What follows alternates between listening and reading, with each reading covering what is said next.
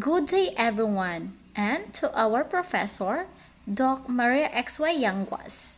This is Joy B. Gaitan, together with my co-discussant Eden Ross T. Camat. We will discuss about the learning process. Here are the objectives. First, define learning process. Second, differentiate the types of learning.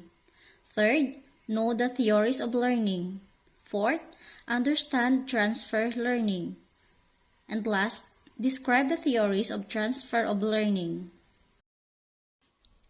Introduction. According to Jiddu Krishnamurti, there is no end to education. It is not that you read a book, pass an examination, and finish with education. The whole of life, from the moment you are born to the moment you die, is a process of learning.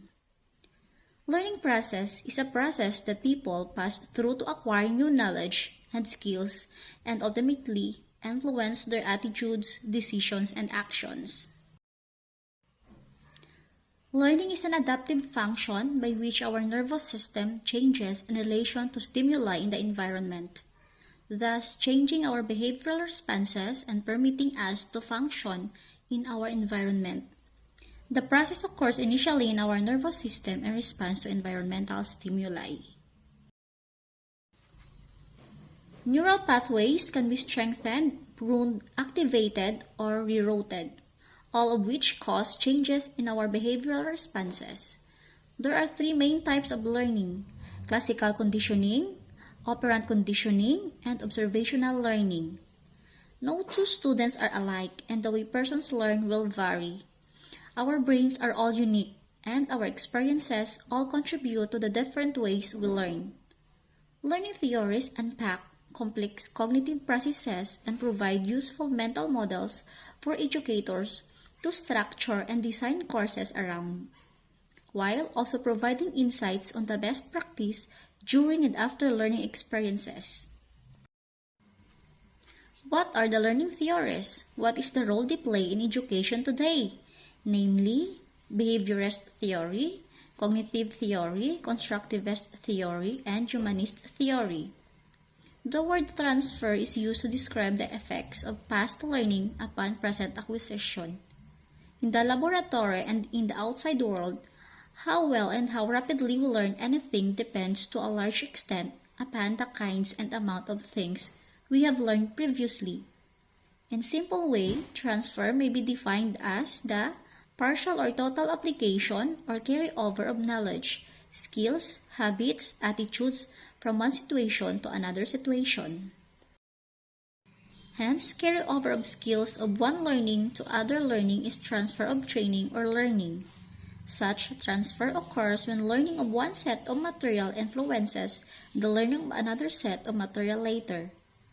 The following are the examples of transfer of learning: positive transfer, negative transfer, proactive transfer, retroactive transfer, bilateral transfer, zero transfer, and stimulus generalization. Different transfer theories have been proposed to explain how and why transfer takes place and what transfers from one situation to the next. These theories are discussed mainly from mental discipline, identical elements, generalization, transposition, ideals, and learning to learn. According to Albert Einstein, once you stop learning, you start dying.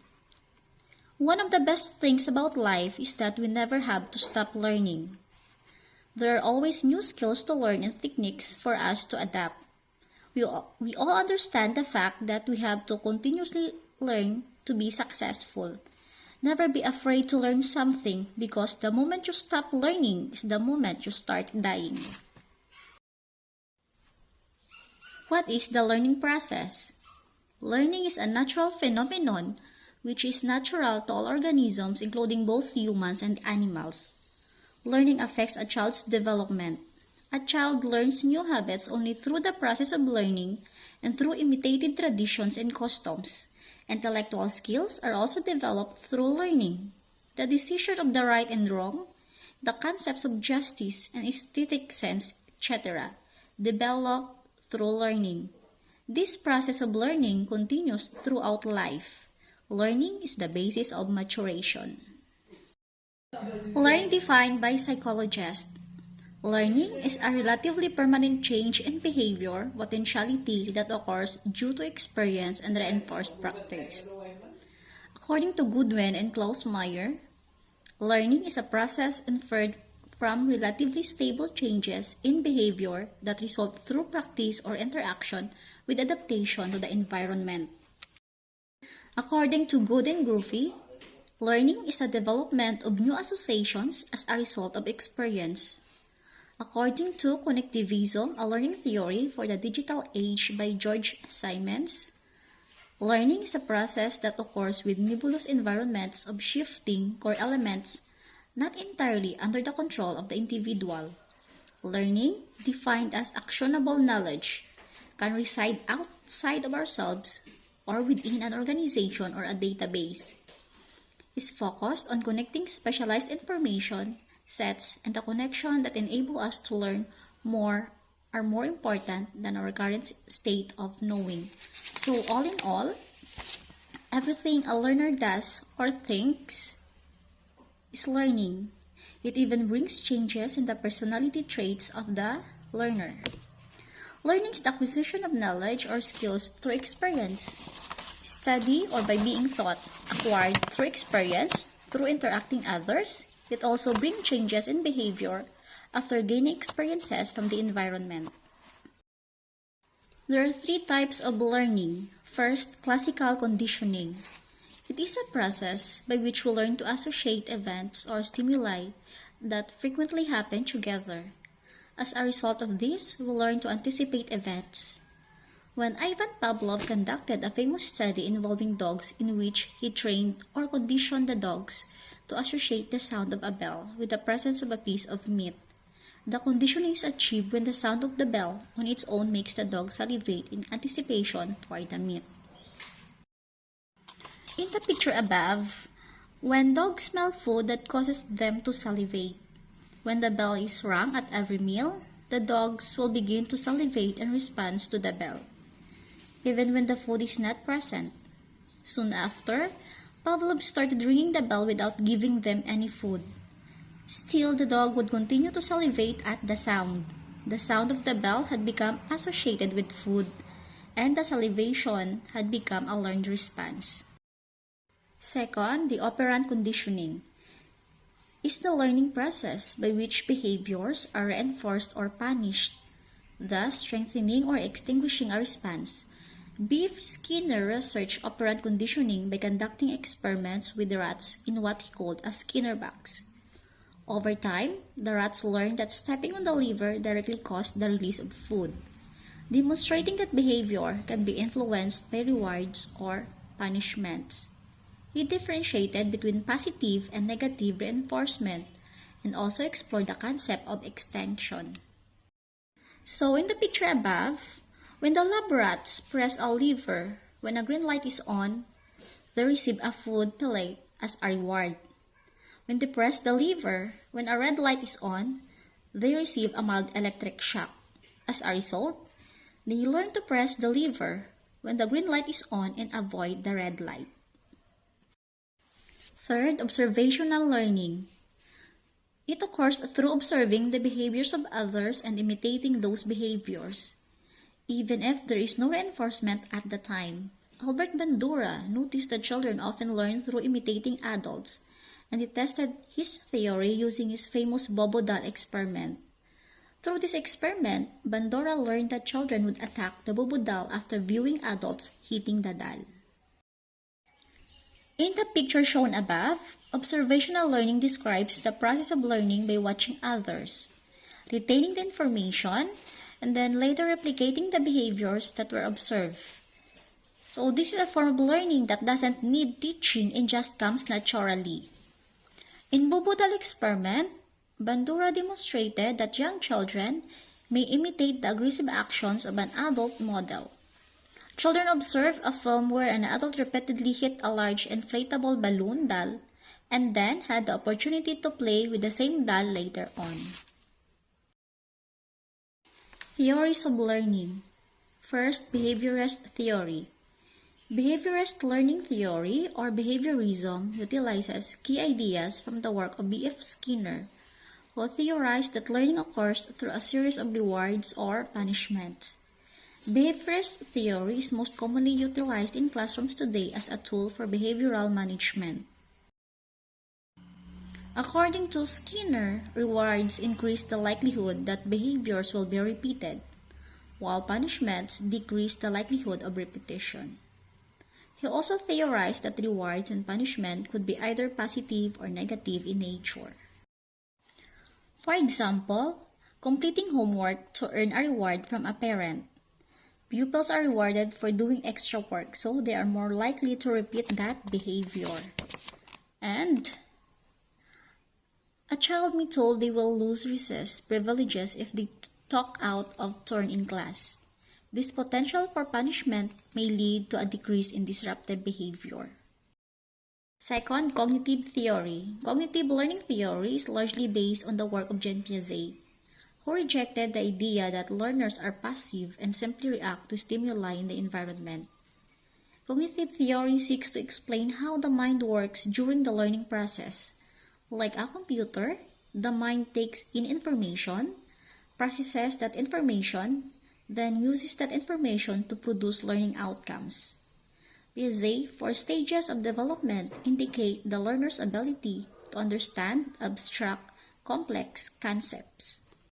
So, cognitive learning theory is about understanding how the human mind works while people learn. The theory focuses on how information is processed by the brain and how learning occurs through that internal processing of information. It is based on the idea that people mentally process the information they receive rather than simply responding to stimuli from their environment.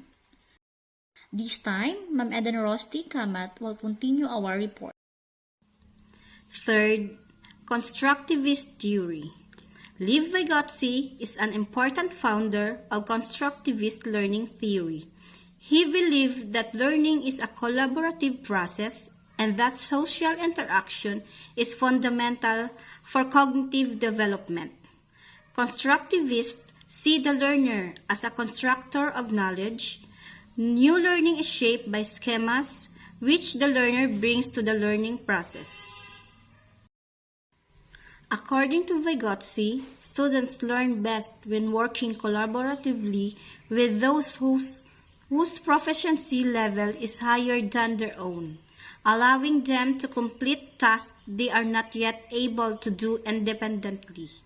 Vygotsky identified these concepts as the more knowledgeable other than the zone of proximal development.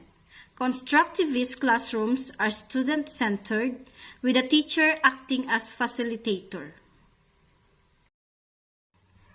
The important in this theory is the student-centered. Example, in a classroom situation, allow pairs of students or pupils to teach each other like brainstorming of ideas to assess prior knowledge, and not teacher-directed. Fourth, humanist theory. Humanist learning theory approaches learning as the way to fulfill an individual's potential rather than meeting specific learning targets. Maslow's research on the hierarchy of needs is a major concept within this theory, as it focuses on the whole person, specifically the cognitive and affective needs of the learner. That theory holds that self-actualization is the ultimate goal of each individual.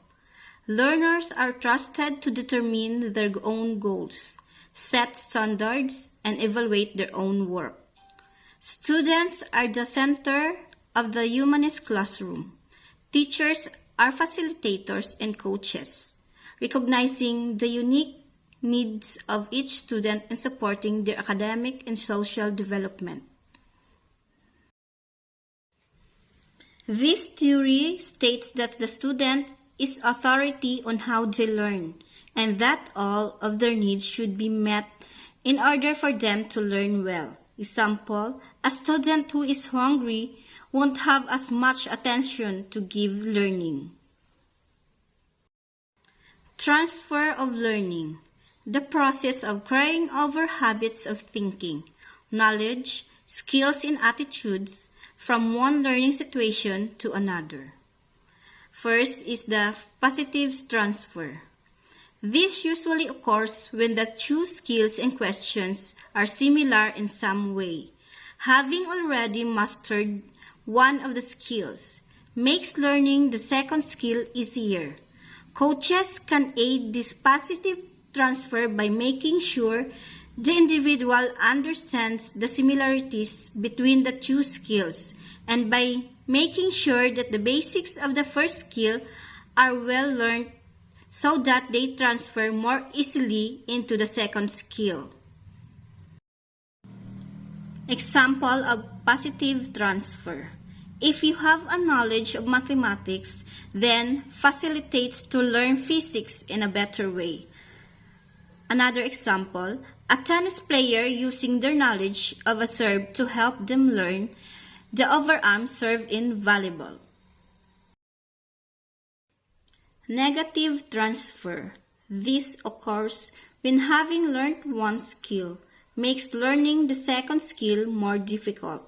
This more often happens when a stimulus common to both skills requires a different response.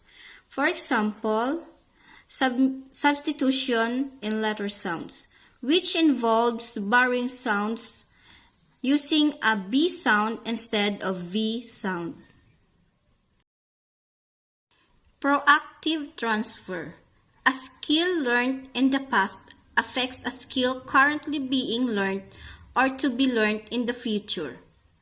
Example, swinging a tennis racket could help increase hand-eye coordination and timing the ball perfectly. Retroactive transfer. Learning a new skill affects previously learned skill.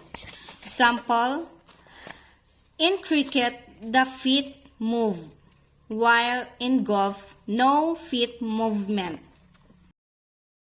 Lateral transfer, where the learning of one skill is transferred from one limb to the other.